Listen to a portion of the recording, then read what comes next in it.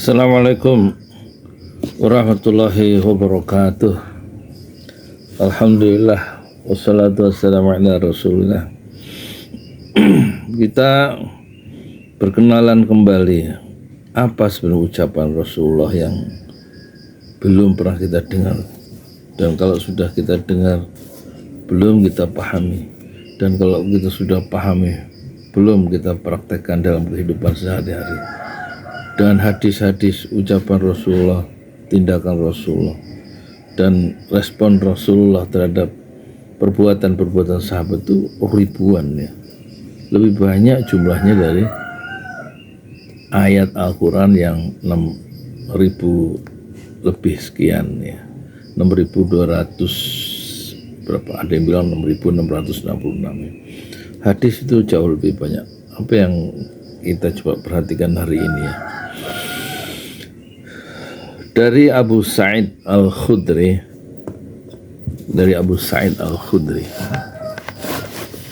ya.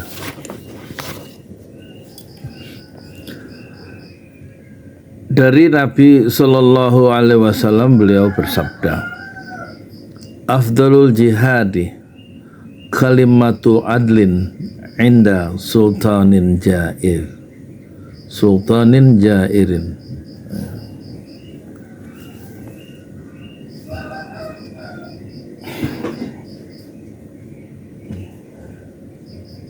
Rasulullah bersabda,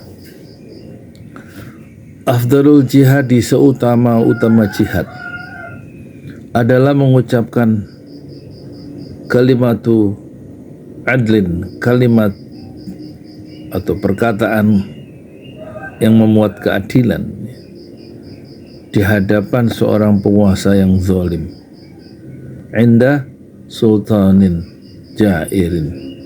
Rawahu Abu Dawud wa Tirmidzi wa qala haditsun hasanun. Hadis ini diriwayatkan oleh Imam At-Tirmidzi dalam kitab Fitnah, bab keutamaan jihad adalah kalimat keadilan di hadapan penguasa yang menyeleweng. Dan hadis ini diriwayatkan oleh Imam Abu Dawud dalam kitab Huru-Hara, bab perintah dan larangan. Ini ada di halaman 217 ya, bab 23 jilid 1 ya. Bab 23 itu amar ma'ruf nahi mungkar, menyuruh kepada kebaikan dan melarang kepada keburukan. Kitab Syarah Riyadhus Shalihin Imam Nawawi, terjemahannya pensyarah Dr. Mustafa Dib Al-Buqa, jilidnya 1, penerbitnya Gemah Insani Press ya.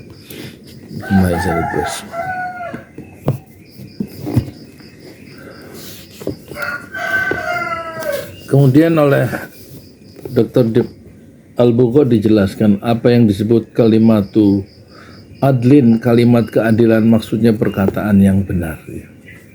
Jairun, penguasa yang zalim. Mutir hadisnya ada 41. Amar ma'ruf itu termasuk jihad ya. 2, memberikan nasihat kepada penguasa yang zalim adalah termasuk jihad yang paling besar. Di sini disebut afdalul jihad. Apa itu afdal? Afdal itu menurut ulama yang lebih banyak pahalanya ya. Jadi kalau ada tokoh-tokoh civil society termasuk ustadz atau ulama yang menegur penguasa yang zalim, itu bukan pekerjaan mudah itu satu usaha yang besar ya. Satu tindakan yang perlu didorong dengan keimanan, penuh dengan keyakinan, penuh dengan keberanian, karena risikonya untuk konteks Indonesia bisa dibunuh ya. Dan pembunuhan itu sudah terjadi dalam 10 tahun terakhir itu kan, karena perbedaan pendapat, kritik-kritik yang tajam yang diingatkan kepada penguasa yang menyeleweng ya. Setidak-tidaknya risikonya di penjara, dan itu ditempuh oleh 1-2 Habib saja. dan beberapa tokoh saja dari civil society yang berani, yang punya jiwa besar ya, punya keyakinan yang kuat ya, punya argumentasi yang kokoh ya, dalam menegur penguasa yang zalim, penguasa yang tukang bohong, penguasa yang tukang palak, malaki rakyatnya, membuat susah rakyatnya sendiri ya. Di beberapa negara malah pengusaha-pengusaha itu ya dimasukkan ke sungai ya, malah dibunuh dan sampai melarikan diri ke negara orang karena istananya diduduki ya. Jadi penguasa yang zalim itu memang perlu dihadapi dengan jihad ya, artinya serangan-serangan argumentasi yang tajam dan yang benar, yang memiliki perspektif yang benar, perspektif keadilan, itu perlu diberikan kepada mereka. Yang penguasa itu sangat berbahaya kalau dia tidak adil, karena di tangan dia keputusan-keputusan yang dia buat secara politik itu mempengaruhi jutaan orang. Nah, kalau keputusan itu baik, sesuai dengan keadilan dan membela rakyat kecil, maka keputusan itu ya itu bisa bermanfaat untuk jutaan orang. Makanya Rasulullah mengatakan afdalul jihad, seutama-utama jihad adalah kalimatu adlin inda sultanin jair, ucapan yang mengandung keadilan, mengandung kebenaran, itu disampaikan ya kepada penguasa yang nyeleweng ya. Dan teman-teman penguasa nyeleweng itu biasanya menjadi penjilat-penjilat saja ya. Kehilangan perspektif karena mereka involve ya. Para punggawa, para menteri, para pejabat dari atas sampai bawah menghadapi atasannya, menghadapi penguasa yang zalim itu biasanya kalau mereka tidak berani, tidak punya jiwa merdeka, dan mereka masih tetap di dalam, mereka ya cenderung memperkuat skrup-skrup penguasa yang zalim itu. Dan itu kita saksikan ya, manusia-manusia yang menjadi hamba dunia, memuja penguasa, memuji-muji penguasa ya, kita saksikan kemarin ya di Indonesia dalam konteks itu. Beberapa orang yang mencoba untuk memberikan perspektif keadilan itu istilahnya dikriminalisasi, dimasukkan penjara lewat jalur hukum dengan cara yang tidak adil ya. Ada yang diburu, dilakukan percobaan pembunuhan sampai 14 kali karena orang ini selalu dengan lantang ya menggedor pintu penguasa yang zalim. Ketika jihad itu memiliki tahapan dan tingkatan. Dan keempat, bersikap lemah lembut ketika menyampaikan nasihat. Lihat konteksnya ya, lemah lembutnya. Nabi Musa menghadapi Firaun diperintahkan untuk lemah lembut. Tetapi beberapa penguasa dalam konteks kekinian diberikan ucapan lemah lembut itu mungkin karena pakar-pakar kekuasaan yang dipasang oleh teman-temannya itu begitu kuat ya. Nasihat lemah lembut itu bahkan tidak sampai.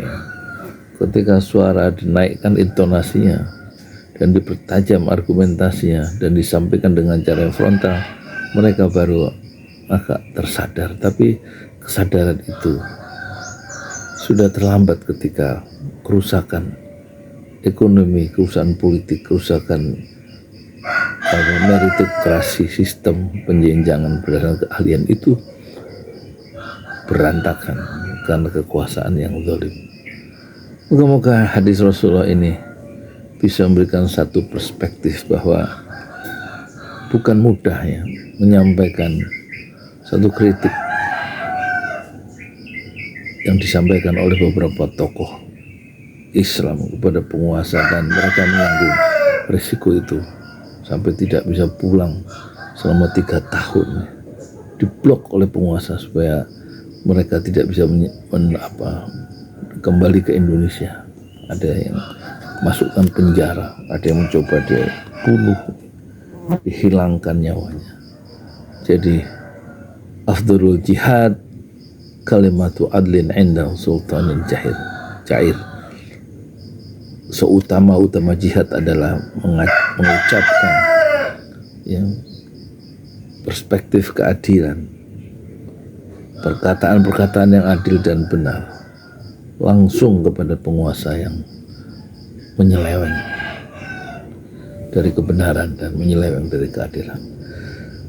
Assalamualaikum warahmatullahi wabarakatuh. Saya mau jualan bubur dulu. Sekarang nggak dorong gerobak, nyewa tempat 1 bulan itu 650 tambah 50 untuk listriknya, jadi 700.000. So kalau dorong gerobak lumayan ya, agak sesak napas ya. Jadi kita tetap dalam konteks kewajiban mencari nafkah meskipun sudah usia senja, tetapi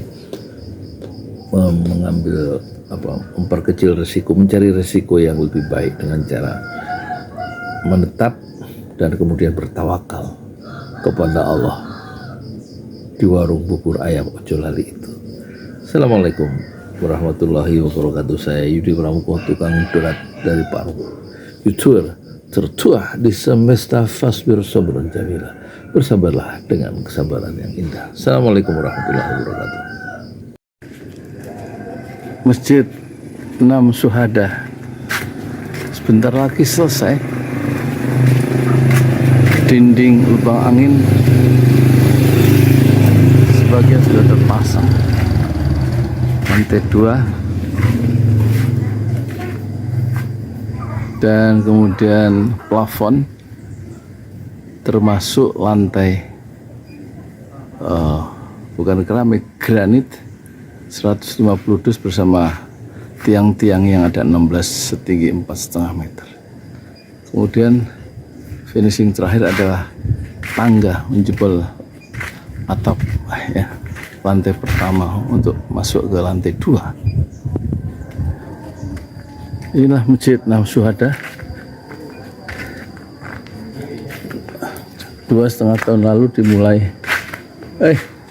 dimulai pada 2 Agustus hari Senin 2021. Tinggal sedikit lagi insya Allah, dan lantainya dari granit sudah diresmikan lantai pertama. Nanti lantai kedua lewat sini tangganya jebol untuk masuk ke lantai 2. Inilah Masjid 6 Syuhada yang sangat megah karena dari bahan-bahan pilihan kualitas nomor 1.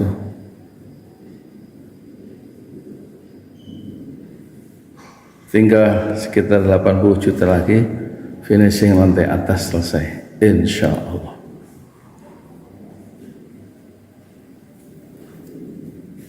Ya, inilah Masjid 6 Syuhada yang sangat bersejarah ya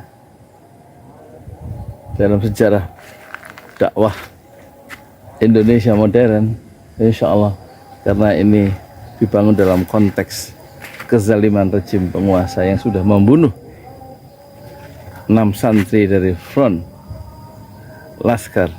pembela Islam, dan kita abadikan pengorbanan dan perjuangan dakwah mereka sehingga kita sebut namanya Masjid 6 Syuhada.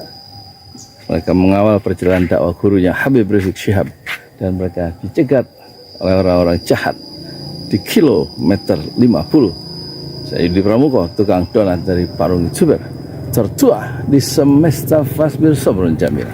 Bersabarlah dengan kesabaran yang indah. Assalamualaikum warahmatullahi wabarakatuh.